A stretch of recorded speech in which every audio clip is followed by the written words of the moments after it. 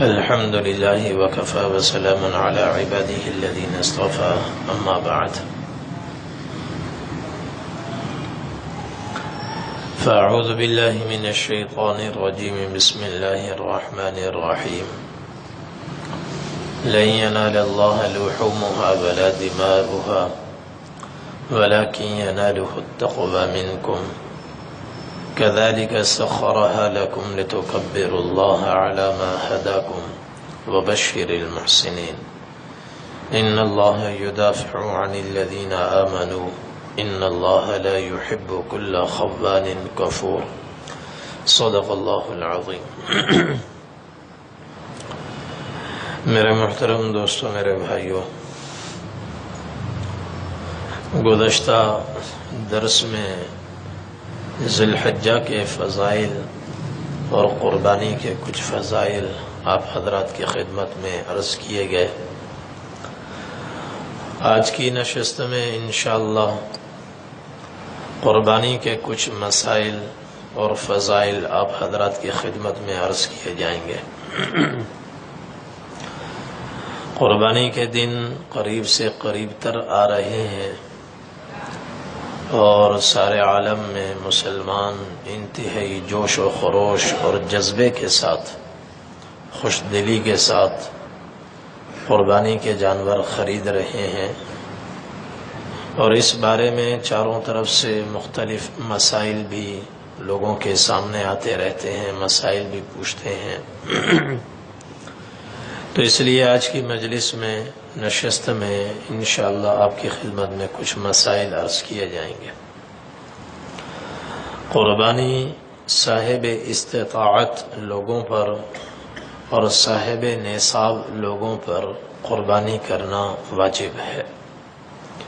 نبی کریم صلی اللہ علیہ وسلم پر قربانی واجب تھی. آپ ہر سال قربانی فرمایا کرتے تھے. مدینہ طیبہ میں آپ 10 سال رہے، 10 سال آپ قربانی فرماتے رہے، اور صحابہ کو بھی آپ صلی اللہ علیہ وسلم نے قربانی کرنے کا حکم دیا. اور جو لوگ صاحب استطاعت ہوں، صاحب نصاب ہوں، ان پر قربانی شرعاً واجب ہو اور پھر وہ قربانی نہ کریں، تو آپ صلی اللہ علیہ وسلم نے حدیث شریف میں فرمایا کہ من وجد ساعة لأن يضحي فلم يضحي فلا يقربن مصلانا وفي روایت فلا يحضر مصلانا، کہ جس آدمی کو اللہ تعالیٰ نے مالی وسعت عطا فرمائی ہو، بقدر نصاب اللہ نے اس کو مال دیا ہو، قربانی کر سکتا ہو، پھر وہ قربانی نہ کرے، تو ایسا آدمی عید کی نماز پڑھنے کے لیے ہمارے پاس عیدگاہ میں نہ آئے، ہمارے ساتھ پھر عید کی نماز پڑھنے نہ آئے. اس قدر سخت وعید آپ نے اپنے قریب آنے سے روک دیا. ایک روایت میں الفاظ یہ ہیں فلا يحضر مصلانا، ہماری عیدگاہ میں نہ آئے. ایسا آدمی گھر میں بیٹھا رہے، ہماری عیدگاہ میں نہ آئے. ایک روایت میں الفاظ اس سے بھی سخت ہیں، فرمایا فلا يقربن مصلانا، ہماری عیدگاہ کے قریب بھی نہ پھٹکے. عیدگاہ آنا تو بہت دور، قریب بھی نہ آئے. تو بڑی سخت وعید ہے. اس لیے جن لوگوں کو اللہ تعالیٰ نے مالی وسعت عطا فرمائی ہو، انہیں قربانی کا اہتمام لازمی طور پر کرنا چاہیے. پھر قربانی کن لوگوں پر واجب ہے؟ جن کے پاس 5 قسم کے مال ہیں: سونا، چاندی، نقد رقوم اور سامان تجارت اور زائد از ضرورت سامان. ان پانچوں میں سے کسی کے پاس دو قسم کی چیزیں ہوں، چاندی اور نقد کیش ہو، سونا یا کیش ہو، سامان تجارت اور کیش ہو، کچھ نہ کچھ کیش تو ہوتا ہی ہے ہر آدمی کے پاس، اس لیے یہ تو رہے گا ہی، یا صرف کیش ہو، سامان تجارت ہو اور کچھ نقد رقم ہو، اور اسی طرح زائد از ضرورت سامان ہو اور کچھ نقد رقم ہو، یا تنہا زائد از ضرورت سامان ہو، تو دو چیزیں ان پانچ میں سے دو، تین، چار یا پانچوں، اتنی مالیت تک ان کی مقدار پہنچے کہ اس میں 52.5 تولہ چاندی خریدی جا سکتی ہو، تو ایسے آدمی پر قربانی واجب ہے۔ ان پانچوں میں سے کوئی ایک چیز یا دو چیزیں یا تین یا چار یا پانچ، دو ہیں تو 52.5 تولہ چاندی کی مالیت تک ہو، تین ہے 52.5 تولہ چاندی کی مالیت تک ہو۔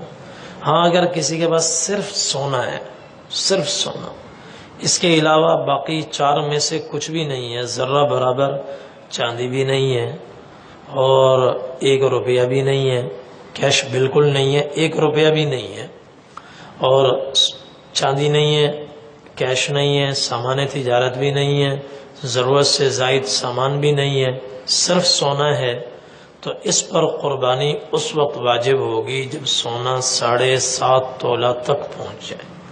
اس سے کم ہے تو پھر قربانی واجب نہیں ہوگی۔ لیکن ایسا کون ملے گا جس کے پاس سونا ہو 1 روپیہ بھی نہ ہو؟ ملے گا کون؟ تو کیش تو آدمی اس کے بغیر تو رہ ہی نہیں سکتا، کسی نہ کسی شکل میں کرنسی تو ہوتی ہی ہے، تو جب کرنسی آ جائے گی تو پھر اس کی مجموعی مالیت 52.5 تولہ چاندی، تقریباً 38-40 ہزار روپے کے بقدر اس کی مالیت بنتی ہے۔ کسی کے پاس اتنا ہو تو اس پر قربانی واجب ہے، قربانی اس پر واجب ہے۔ شروع سے علماء نے یہ دو نصاب ہیں، اصل نصاب دو ہیں، ایک چاندی کا ہے، ایک سونے کا ہے۔ چاندی کا نصاب 52.5 تولہ چاندی، سونے کا نصاب 7.5 تولہ۔ زکوٰۃ میں مال کو جوڑا جاتا ہے چاندی کے ساتھ، چاندی کے ساتھ، سونے کے ساتھ نہیں جوڑا جاتا، چونکہ سونے کا نصاب 7.5 تولہ وہ 3.5 لاکھ سے اوپر جائے گا، تو 3.5 لاکھ کی مالیت اگر ہو تو کسی پر زکوٰۃ واجب ہوگی، کسی پر نہیں ہوگی، اور 52.5 تولہ چاندی وہ تو 40,000 میں آ جاتی ہے، تو ہر دوسرے بندے کے پاس یہ مالیت ہے، اس پر زکوٰۃ واجب ہے، اور اس میں فقراء مساکین کا فائدہ ہے۔ تو قربانی میں بھی اب تک تو یہی تھا کہ چاندی کے نصاب کے ساتھ جوڑا جاتا تھا، لیکن اب علماء نے اس پر غور و خوض کیا کہ زکوٰۃ کا مسئلہ اور ہے، وہ زکوٰۃ غرباء کو دی جاتی ہے، غرباء کو دی جاتی ہے، اور اس میں فقراء کے فائدے کو ملحوظ رکھا گیا ہے، اور قربانی میں فقراء والی بات نہیں ہوتی، چونکہ قربانی سے اصل مقصد جانور کا خون بہانا ہے اللہ کی رضا کے لیے، یہ اصل مقصد ہے۔ چنانچہ کوئی آدمی جانور کا خون بہائے اور پورا گوشت گھر میں رکھ لے تو شرعاً اس میں کوئی قباحت نہیں ہے، کوئی برائی نہیں ہے، اگرچہ افضل یہ ہے کہ 3 حصے ہوں، ایک حصہ فقراء کے لیے، ایک حصہ گھر کے لیے، ایک حصہ اعزاء اقارب کے لیے، لیکن اگر کوئی پورا رکھ لے تو اس میں کوئی قباحت نہیں ہے۔ تو اس لیے دارالعلوم کے حضرت مفتی تقی عثمانی صاحب کے ایک فتوے پر دستخط بھی ہیں، انہوں نے فرمایا کہ قربانی چونکہ 38-40 ہزار روپے تو ہر ایک کے پاس ہوتے ہیں، اور قربانی کرنے میں وہ بیچارہ فقیر ہو جائے گا، کچھ نہیں بچتا، مشکلات ہیں، تو اب قربانی کے نصاب کو چاندی کے بجائے سونے کے ساتھ جوڑا جائے، اور سونے کی مالیت 7.5 تولہ ہے، 7.5 تولہ۔ تو اس لیے اگر کسی کے پاس سونے کے نصاب کے بقدر آمدنی نہ ہو، چاندی کے نصاب کے بقدر ہو تو، اور وہ مجبوریوں میں گھرا ہوا ہو، قربانی نہ کر سکے، تو اس کے لیے گنجائش ہے۔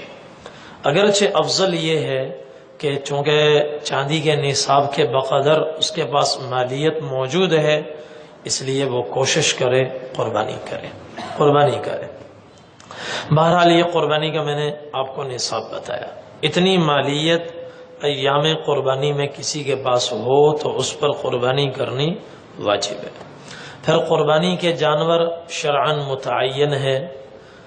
ہر قسم کا جانور قربانی میں ذبح نہیں ہو سکتا، چاہے وہ اس کا گوشت کتنا ہی لذیذ ہو، کتنا ہی عمدہ ہو۔ چنانچہ ہرن کا گوشت بڑا عمدہ ہے، اس کی قربانی نہیں ہو سکتی، جانور اس کے متعین ہے۔ بڑے جانوروں میں اونٹ ہے اور گائے اور بھینس، ان کے نر اور مادہ، اور چھوٹے جانوروں میں بکری، بھیڑ، نر اور مادہ ان کے، اور پھر ان کی عمریں بھی متعین ہیں۔ اونٹ کی عمر، اونٹ کم از کم 5 سال کا ہو، 5 سال پورے ہو گئے ہوں، چھٹے سال میں چل رہا ہو، چھٹے سال کا 1 مہینہ ہو، 2 مہینے ہو، 3 مہینے ہو، قربانی اس کی ہو جائے گی۔ گائے کم از کم پورے 2 سال کی ہو، اوپر جتنی بھی ہو، کم از کم پورے 2 سال اس پر گزر گئے ہوں، 2 سال میں 1 دن بھی کم نہ ہو۔ اور بکرے میں بکرا کم از کم 1 سال کا ہو، 1 سال سے 1 دن بھی کم نہ ہو، اوپر جتنا مرضی ہو تو اس کی قربانی۔ بھیڑ میں یہ گنجائش ہے کہ اگر دمبا، دمبی، بھیڑ اگر وہ اتنی تگڑی ہے، موٹی تازی ہے، دیکھنے میں عام آدمی کو وہ سال بھر کی بھیڑ کے برابر نظر آتی ہے، تو اس شرط کے ساتھ اس کی قربانی ہو سکتی ہے کہ وہ 6 مہینے سے زائد اس کی عمر ہو، 6 مہینے سے زائد اس کی عمر ہو۔ اور پھر قربانی کے جانوروں کے لیے ضروری ہے کہ وہ ہر قسم کے عیب سے پاک ہو، اس میں کوئی نقص نہ ہو، کوئی عیب نہ ہو، لنگڑاہٹ نہ ہو، کان کٹے ہوئے نہ ہوں، سینگ اکھڑے ہوئے نہ ہوں، بالکل صحیح اور بالکل دبلا پتلا نہ ہو۔ چنانچہ نبی کریم صلی اللہ علیہ وسلم نے کچھ جانوروں کی قربانی کرنے سے منع فرمایا۔ جامع الترمذی میں حضرت علی رضی اللہ تعالی عنہ سے مروی ہے، فرماتے ہیں کہ امرنا رسول اللہ صلی اللہ علیہ وسلم ان نستشرف العین والاذن، نبی کریم صلی اللہ علیہ وسلم نے ہمیں حکم دیا کہ جب جانور ہم خریدیں تو خریدتے ہوئے اس کی آنکھ دیکھ لیا کریں، اچھی طرح کان بھی دیکھ لیا کریں کہ کہیں کان کٹا ہوا پھٹا ہوا تو نہیں ہے، آنکھ دیکھ لیا کریں کہ اس کی بینائی کمزور تو نہیں ہے۔ اگر کسی جانور کا کان 1/3 کٹا ہوا ہے یا آنکھوں کی بینائی 1/3 جا چکی ہے، 2/3 باقی ہے، تو ایسے جانور کی قربانی کرنی صحیح نہیں ہے، قربانی اس کی نہیں ہو سکتی۔ 1/3 بینائی اس کی کمزور ہے۔ اب آپ سوچیں گے کہ جی کیسے پتہ چلے گا کہ جانور کی نظر کتنی ہے، پوری 100% ہے یا 1/3 ہے؟ فقہا نے اس کا بھی طریقہ بیان کیا ہے، کہا کہ 2 بکرے لے لو، ایک بکرا وہ جس کی نظر کچھ کمزور ہو اور دوسرا بکرا وہ جس کی بالکل صحیح ہو، کچھ گھنٹے، 1 دن ان کو بھوکا رکھو، 1 دن بھوکا رکھو، پھر دونوں کو قریب کھڑا کرو، قریب کھڑا کرو، اور دور سے چارہ لے کر آؤ، ایک کو چھپا دو، صحیح کو سامنے کھڑا کرو، تو سامنے سے پھر چارہ لاؤ۔ تو جب بکرا بھوکا بکرا چارے کو دیکھے گا تو وہ چلائے گا، آواز نکالے گا، میں کرے گا، تو جیسے ہی وہ اس چارے کو دیکھ کر چلانے لگے وہاں نشان لگاؤ۔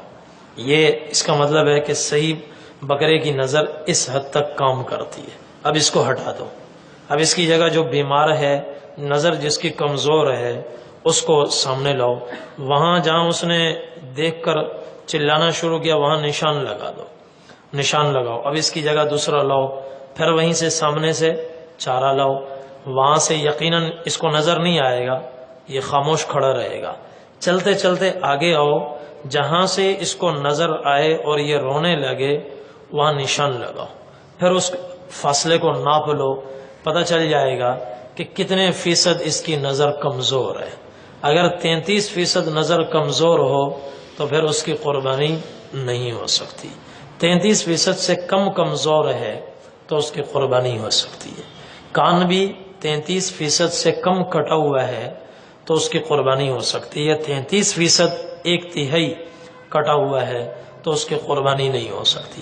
ایسے ہی حضرت علی رضی اللہ تعالیٰ عنہ سے مروی ہے کہ نبی کریم صلی اللہ علیہ وسلم نے فرمایا وَأَلَّا نُضَحِّ بِالْعَرَجَاء بَيِّنٌ ضَلَعُهَا کہ ہم اس جانور کی قربانی نہ کیا کریں جو لنگڑا ہو، اور اتنا لنگڑا ہو کہ اس کی لنگڑاہٹ بالکل واضح ہو.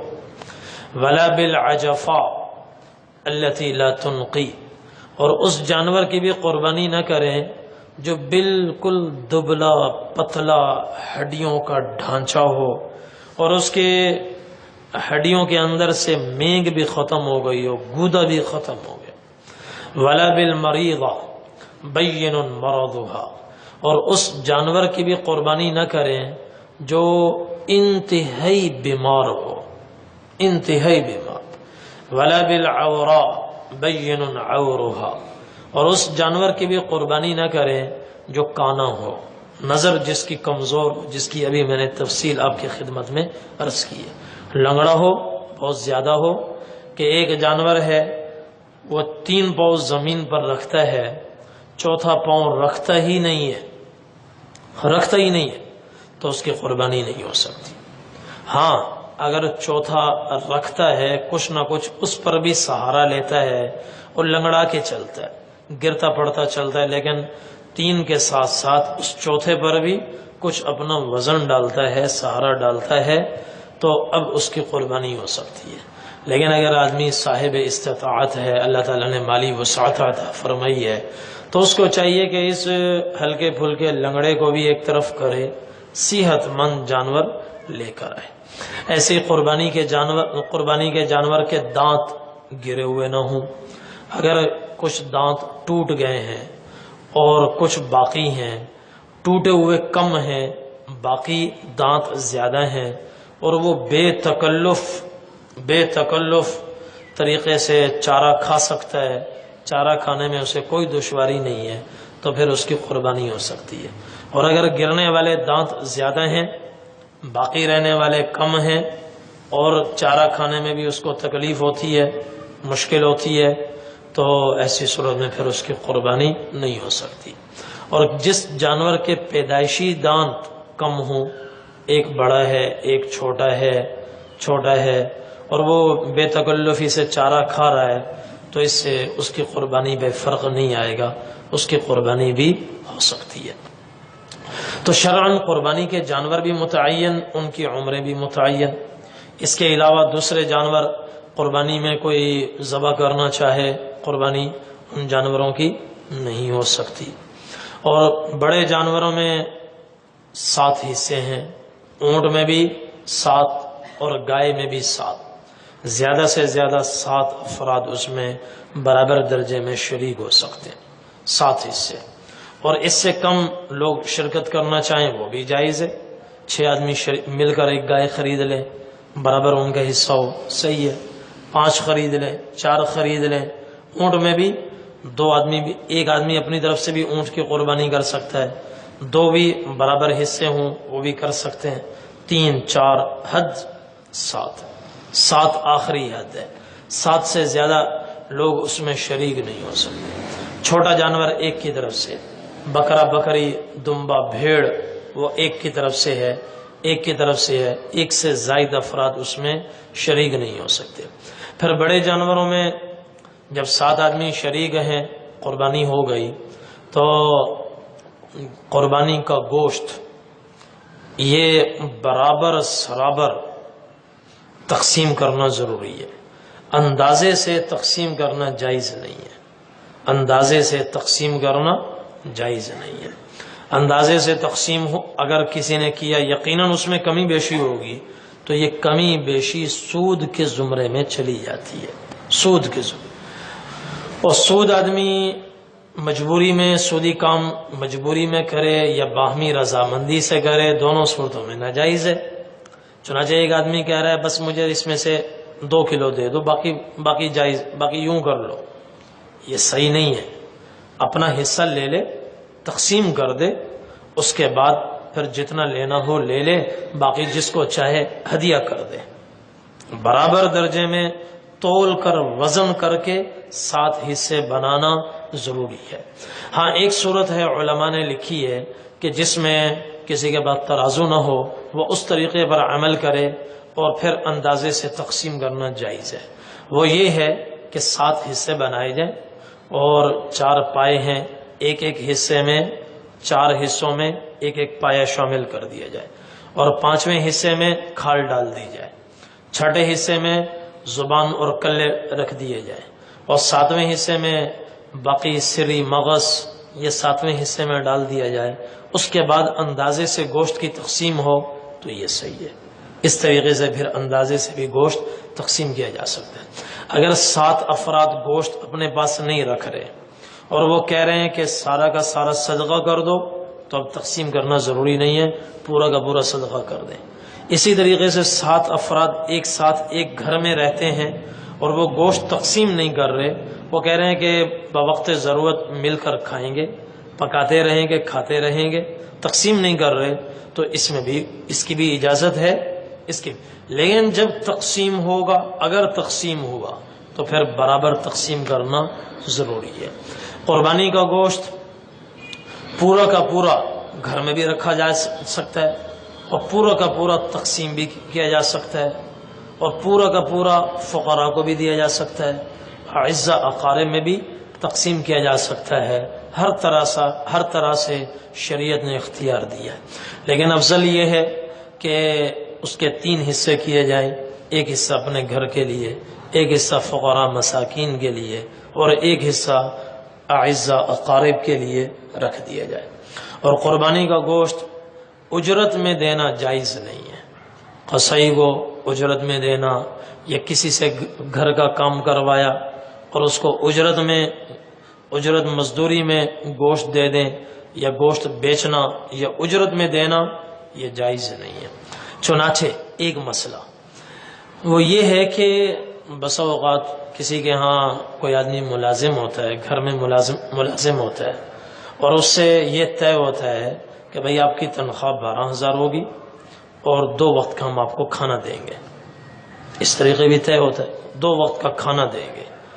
یہ اگر طے ہو گیا تو اب قربانی کا گوشت اس ملازم کو نہیں کھلا سکتے۔ کیوں؟ کہ چونکہ وہ روٹی پانی تو اجرت کا حصہ ہے۔ اگر ایک ملازم ہم رکھتے ہیں کہ اس کا کھانا پینا کچھ نہیں ہے تو وہ 15,000 سے کم میں نہیں آئے گا، اور ایک ملازم ہے جس سے ہم بات کرتے ہیں کہ 2 وقت کا کھانا بھی دیں گے آپ کو، تو 12 میں بھی راضی ہو جائے گا۔ تو کھانا دینا تو یہ اجرت کا حصہ ہو گیا نا۔ تو اب اگر گوشت اس کو کھلا رہے ہیں تو یہ گویا گوشت اجرت میں جا رہا ہے، اور اجرت میں گوشت دینا جائز نہیں ہے۔ ہاں اس کی صورت یہ ہو سکتی ہے کہ جس دن گھر میں قربانی کا گوشت پکائیں اس دن ملازم کو 100-150 روپے جس درجے کا کھانا اس کو ہم دیا کرتے ہیں اس کے پیسے دے دیں کہ بھائی یہ آپ کے آج کے کھانے کے پیسے ہیں۔ اس کے بعد پھر اس کو قربانی کا گوشت بھی کھلائیں، جتنا چاہیں کھلائیں۔ تو کھانے کے پیسے الگ سے دے دیے اور اوپر سے پھر اس کو گوشت کھلا دیا، تو یہ صورت صحیح ہے، یہ صورت صحیح ہے۔ تو قربانی کا گوشت بیچا بھی نہیں جا سکتا اور اجرت میں بھی کسی کو نہیں دیا جا سکتا۔ قربانی کا گوشت مالدار کو بھی دیا جا سکتا ہے، فقیر کو بھی دیا جا سکتا ہے، سید کو بھی دیا جا سکتا ہے، ہاشمی کو بھی دیا جا سکتا ہے، حتیٰ کہ مسلمان کو بھی دیا جا سکتا ہے، کافر کو بھی دیا جا سکتا ہے، اور دینا چاہیے۔ حدیث شریف میں تصدقوا علی اہل الادیان کلھا، ہر مذہب والوں پر صدقہ کیا کرو، کوئی یہودی ہو، عیسائی ہو، مجوسی ہو، ہندو ہو، اس پر صدقہ کرو، اس کو صدقہ دو، نفلی صدقہ، واجب صدقہ نہیں دے سکتے، زکوٰۃ نہیں دے سکتے، نفلی صدقہ غیر مسلم کو بھی دے سکتے ہیں اور دینا چاہیے تاکہ وہ مسلمانوں کے قریب آئیں، اسلام کے قریب آئیں۔ اسی طرح قربانی جیسے اپنی طرف سے ہو سکتی ہے، دوسروں کی طرف سے بھی ہو سکتی ہے۔ کوئی آدمی رشتہ دار اعزا قارب باہر رہتے ہیں اور وہ وہاں سے فون کر دیں، کہیں جی ہماری قربانی آپ پاکستان میں کر لیں، تو اس طرح بھی قربانی ہو سکتی ہے۔ تو ان کی طرف سے میسیج آ جائے یا حکم آ جائے، فون پر بات ہو جائے، وہ کہیں جی ہماری قربانی آپ کر لیں۔ لیکن اس کے لیے ضروری ہے کہ قربانی کے دن وہاں بھی ہوں یہاں بھی ہوں، جہاں جانور ذبح ہو رہا ہے وہاں بھی قربانی کا وقت موجود ہو، اور جس کی طرف سے قربانی ہو رہی ہے اس پر بھی قربانی کا وقت، اس کے ہاں بھی قربانی کا وقت آ چکا ہو۔ چنانچہ مثال کے طور پر امریکہ وغیرہ میں 10 ذی الحجہ ہم سے ایک دن پہلے آ جاتا ہے۔ آج یہاں 6 تاریخ ہے، سعودیہ میں 7 ہے، امریکہ میں بھی 7 ذی الحجہ ہے۔ تو جب وہاں 10 ذی الحجہ ہوگا، یہاں پاکستان میں 9 ذی الحجہ ہوگا۔ تو اگر وہ کہتے ہیں کہ جی ہماری طرف سے قربانی کرو، تو یہاں 9 کو قربانی نہیں کر سکتے، 9 کو قربانی نہیں کر سکتے، 10 کو قربانی کر سکتے ہیں، 11 کو بھی کر سکتے ہیں۔ 10 کو ہمارے ہاں 10 ہوگی، ان کے ہاں 11 ہوگی، 11 کو ہمارے ہاں 11 ہوگی، ان کے ہاں 12 ہوگی۔ تو 10 اور 11 میں قربانی کر سکتے ہیں، 9 کو نہیں کر سکتے کہ یہاں ابھی قربانی نہیں ہے، ان کے ہاں قربانی کا وقت شروع ہو گیا ہے۔ 12 کو بھی نہیں کر سکتے، 12 کو ہمارے ہاں تو قربانی ہے، ان کے ہاں ان کا وقت پورا ہو گیا، ان کے 3 دن گزر گئے۔ تو اس لیے ضروری ہے جس کی طرف سے قربانی دوسرے شہر میں ہو رہی ہو، دوسرے شہر میں، تو اصل آدمی کے ہاں بھی قربانی کا وقت موجود ہو، اور جہاں قربانی ہو رہی ہے وہاں پر بھی قربانی کا وقت موجود ہو، تو پھر دوسرے کی طرف سے بھی قربانی ہو سکتی ہے، قربانی کا جانور ذبح ہو سکتا ہے۔ اسی طرح قربانی کا وقت شہروں میں یہ ہے کہ عید کی نماز کے بعد قربانی کا وقت شروع ہوتا ہے، عید کی نماز کے بعد قربانی کا وقت شروع ہو جاتا ہے۔ پورے شہر میں کسی ایک جگہ عید کی نماز ہو جائے تو پورے شہر والوں کے لیے قربانی کرنا صحیح ہوگا، چاہے انہوں نے خود نماز عید پڑھی ہو یا نہ پڑھی ہو۔ اگرچہ بہتر یہ ہے کہ عید کی نماز پڑھ کر قربانی کریں، لیکن اگر کہیں مثال کے طور پر آج کل 6:05 پر طلوع آفتاب ہو رہا ہے، اور اس کے بعد کوئی 15 منٹ کے بعد نماز عید کا وقت شروع ہو جاتا ہے، تو 6:20 پر کہیں عید کی نماز ہوتی ہے۔ ہمارے وہاں شاہ فیصل جامعہ حمادیہ میں 6:25 پر عید کی نماز ہو رہی ہے۔ تو نماز عید سے سلام پھیرنے کے بعد پورے شہر والوں کے لیے قربانی کرنا صحیح ہے، قربانی کرنا جائز ہے، لیکن اس سے پہلے قربانی کرنا جائز نہیں ہے۔ ہاں، جو دیہات والے ہیں جہاں عید کی نماز نہیں ہوتی، جن کے ذمے نہ جمعہ ہے نہ نماز عید ہے، وہ فجر پڑھنے کے بعد وہ قربانی کر سکتے ہیں، صبح صادق کے بعد قربانی کر سکتے ہیں۔ اور جس کو شہر میں سے اگر کوئی آدمی اپنا جانور دیہات میں بھجوا دے اور اس کو جلدی قربانی کروانی ہو، دیہات میں بھجوا دے، اور فجر کی نماز کے بعد صبح صادق کے بعد وہ قربانی کر لیں، دیہات میں قربانی ہو سکتی ہے، شہر میں نہیں ہو سکتی، شہر میں نہیں ہو سکتی۔ اگر کسی نے شہر میں نماز عید سے پہلے قربانی کر لی ہے تو اس پر دوبارہ قربانی کا جانور ذبح کرنا ضروری ہوگا۔ اسی طرح قربانی کی کھال، وہ بھی مسلم، غیر مسلم، فقیر، غنی، مالدار، فقیر، سید، غیر سید، کسی کو بھی مالکانہ حقوق کے ساتھ دی جا سکتی ہے۔ قربانی کی کھال کا بالکل وہی حکم ہے جو قربانی کے گوشت کا ہے، چنانچہ کھال میں شریعت نے مختلف قسم کے اختیارات دیے ہیں۔ اگر کوئی آدمی قربانی جانور کی کھال کو دباغت دلوائے اور اس کے بعد اس کا مشکیزہ بنا لے، اس کے موزے بنوا لے، اس سے کوئی جیکٹ بنوا لے، اس کو استعمال میں لائے، بلا کراہت اس کے لیے جائز ہے۔ اسی طرح قربانی کے کھال کو کوئی آدمی ایسی چیز کے بدلے فروخت کرے کہ جس کو باقی رکھتے ہوئے استعمال کیا جا سکتا ہو، باقی رکھتے ہوئے استعمال، مثلا کسی نے کھال دے دی کہ مجھے بدلے میں ایک جوڑا دے دو، بدلے میں مجھے برتن دے دو۔ برتن ایسی چیز ہے وہ استعمال بھی کرتے رہیں گے پھر بھی وہ باقی رہے گا، جوڑا ایسا ہے استعمال کے ساتھ باقی رہے گا، تو باقی رہنے والی چیز کے بدلے فروخت کر دی کھال تب بھی جائز ہے، اس میں شرعاً کوئی قباحت نہیں۔ اور ایسی چیز کے بدلے اگر کھال فروخت کی کہ جس کو ختم کیے بغیر استعمال میں لانا ممکن نہیں، استعمال میں جبھی آئے گی کہ وہ چیز ساتھ ساتھ ختم بھی ہوتی جائے گی۔ مثلا اس نے قربانی کی کھال کے بدلے آئل خرید لیا، اب آئل ایسی چیز ہے استعمال کے ساتھ ساتھ فنا ہوتی جائے گی، ختم ہوتا جائے گا۔ اسی طرح کسی نے مسالہ جات خرید لیے یا کوئی اور ایسی چیز خرید لی کہ استعمال کے ساتھ ساتھ وہ ختم ہو جاتی ہے، ایسی کسی چیز کے بدلے کسی نے قربانی کی کھال فروخت کر دی، تو اب اس چیز کو صدقہ کرنا ضروری ہے، اپنے استعمال میں لانا جائز نہیں ہے۔ اور ایسی چیز اگر اسی طریقے سے رقم کے بدلے کسی نے فروخت کر دی تو اب رقم بھی اپنے استعمال میں نہیں لا سکتے، اب اس کا مصرف مالدار بھی نہیں ہے، اس کا مصرف صرف اور صرف فقراء مساکین ہیں، وہ لوگ ہیں جن کو زکوٰۃ دی جا سکتی ہے، زکوٰۃ دی جا سکتی ہے۔ تو یہ شریعت نے قربانی کی کھال کے متعلق اختیارات دیے ہیں کہ خود رکھنا چاہیں خود بھی رکھ سکتے ہیں، کسی کو بھی دینا چاہیں مالکانہ حقوق کے ساتھ، سامنے والا کوئی بھی ہو اس کو بھی دے سکتے ہیں، آگے پھر وہ بیچ کر، وہ کسی بھی طرح سے بیچ کر پیسے استعمال میں لانا چاہے لا سکتا ہے۔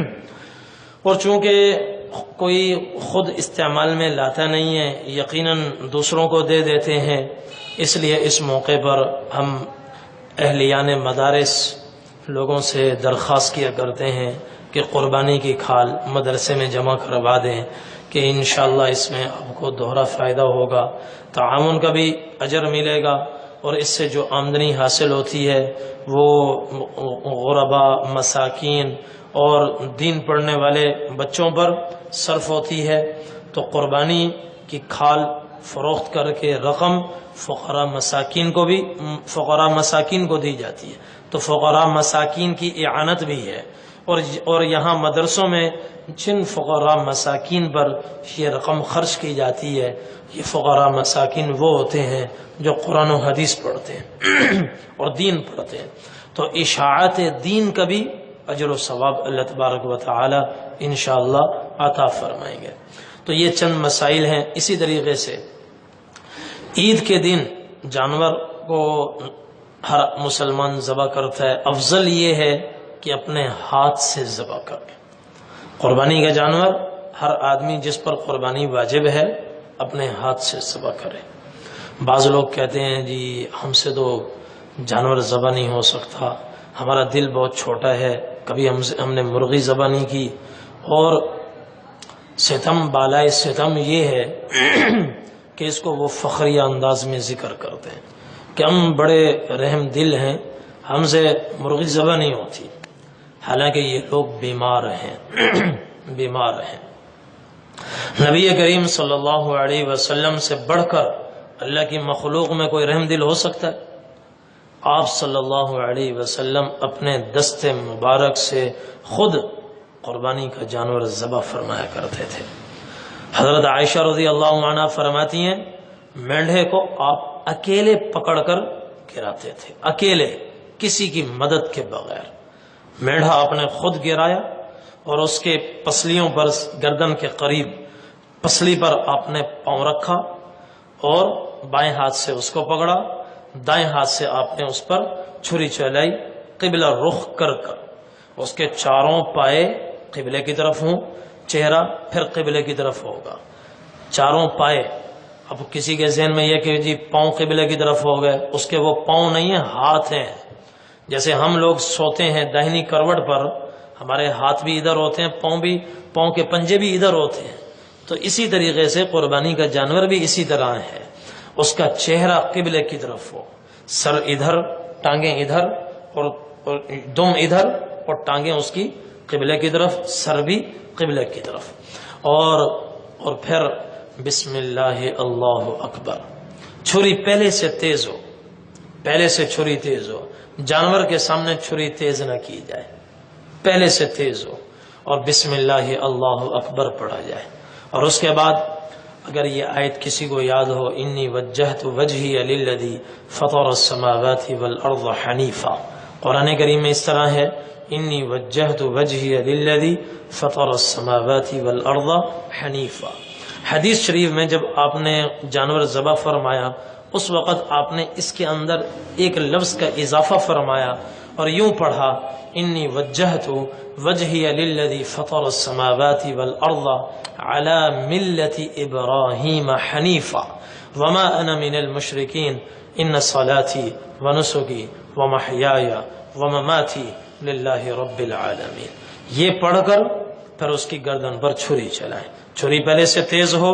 حدیث شریف میں ہے، ان اللہ کتب الاحسان علی کل شیء، اللہ تعالیٰ نے تم پر لازم کیا ہے جو کام بھی کرو خوش اسلوبی سے کرو، ٹرخانے والا کام مت کرو، چلتا کام مت کرو، گھر میں جو کام کرو، زندگی میں جو کام کرو خوش اسلوبی سے کرو۔ اسلام نے احسان سکھلایا ہے۔ احسان یہ نہیں کہ ہم سیدھے سادے لوگ ہیں ایسے ہی کر لیں، نہیں، طریقے سے کرو۔ برتن گھر میں سلیقے سے رکھو، کپڑے گھر میں سلیقے سے رکھو، اترے ہوئے کپڑے استعمال شدہ الگ ہوں اور استری ہونے والے الگ ہوں، ہر چیز میں سلیقہ نظر آئے۔ تو حدیث سنیں، حضور صلی اللہ علیہ وسلم نے فرمایا، ان اللہ کتب الاحسان علی کل شیء، اللہ تعالیٰ نے تم پر لازم کیا ہے زندگی کا کوئی کام کرو خوش اسلوبی سے کرو، خوبصورتی کے ساتھ کرو۔ فَإِذَا ذَبَحْتُمْ فَأَحْسِنُوا الذِّبْحَ، جب جانور ذبح کرو اچھے طریقے سے ذبح کرو۔ وَإِذَا قَتَلْتُمْ فَأَحْسِنُوا الْقَتْلَ، اور اللہ کے دشمنوں کی گردن اڑاؤ تو وہ بھی اچھے طریقے سے اڑاؤ۔ قتل کرو تو اچھے طریقے سے، جانور ذبح کرو تو وہ بھی اچھے طریقے سے۔ اور جانور اچھے طریقے سے ذبح کرنے کا کیا طریقہ ہے؟ وہ طریقہ ہے جو نبی کریم صلی اللہ علیہ وسلم نے کر کے دکھایا ہے۔ آپ نے حضرت عائشہ رضی اللہ عنہا کو فرمایا، یا عائشہ حلم المدیا، عائشہ چھری لاؤ، اور پھر فرمایا وشحدیہا بحجر، اور تیز کر کے لانا، تیز کر کے لانا۔ جانور کے سامنے آپ نے چھری تیز نہیں کروائی، فرمایا وہیں سے پتھر پر اس کو تیز کر کے لانا، تو چھری تیز ہو اور پھر اس کو قبلہ رخ لٹایا جائے اور یہ دعائیں پڑھی جائیں، اور اس طرح ذبح کیا جائے کہ یہاں لبہ اور حلق کے درمیان ذبح کی جگہ ہے، اس کے درمیان میں ذبح ہوتا ہے، اور یہاں کل 4 رگیں ہیں، ایک حلقوم اور ایک مرء اور ایک 2 ودجان۔ حلقوم ایک سانس کی نالی ہے اور ایک غذا کی نالی ہے اور 2 خون کی نالیاں ہیں، کل 4 ہیں، 4 رگیں ہیں، سانس کی نالی، غذا کی نالی اور 2 خون کی نالیاں جو ان کے اس سانس کی نالی کے آس پاس ہیں، اس کے دائیں بائیں ہیں۔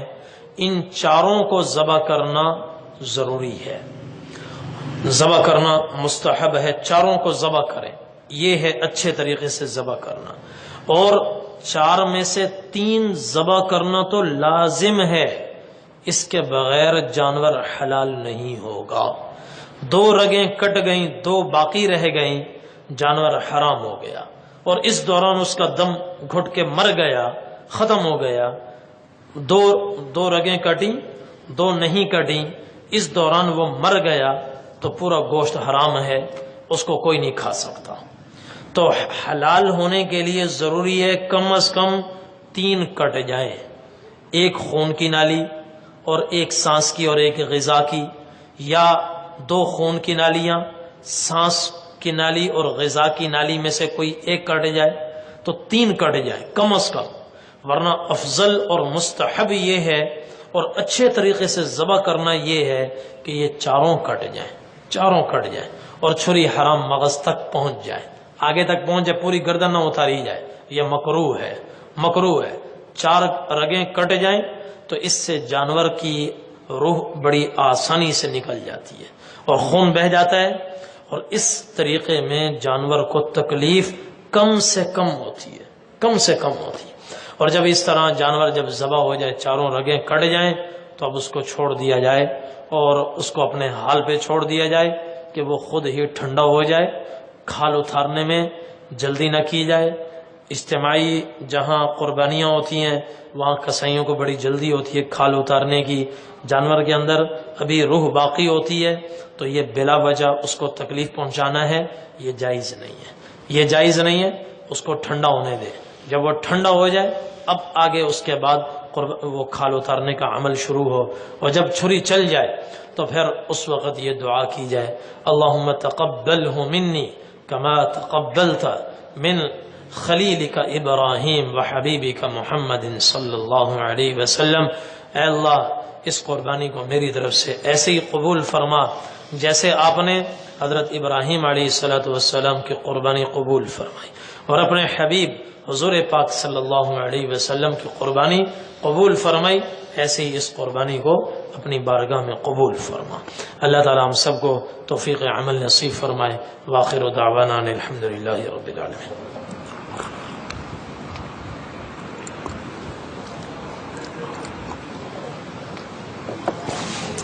اللهم لك الحمد كما أنت أهله، فصل على محمد كما أنت أهله، وافعل بنا ما أنت أهله، فإنك أنت أهل التقوى وأهل المغفرة۔ ربنا آتنا في الدنيا حسنة وفي الآخرة حسنة وقنا عذاب النار۔ اللهم وفقنا لما تحب وترضى، واجعل آخرتنا خيرا من الأولى۔ ربنا ظلمنا أنفسنا وإن لم تغفر لنا وترحمنا لنكونن من الخاسرين۔ اللهم إنك عفو تحب العفو فاعف عنا يا كريم۔ اللهم أرنا الحق حقا وارزقنا اتباعه، وأرنا الباطل باطلا وارزقنا اجتنابه۔ یا اللہ ہم سب کے صغیرہ کبیرہ گناہ معاف فرما، ہماری زندگی کے ہر عمل کو اپنی بارگاہ میں قبول فرما۔ اے اللہ ہم سب کے لیے قربانی کرنا آسان فرما، اور یا اللہ مشکلات کو دور فرما، اور ہم سب کی قربانی اپنی بارگاہ میں قبول فرما، اور ہر عمل میں اپنی رضا نصیب فرما۔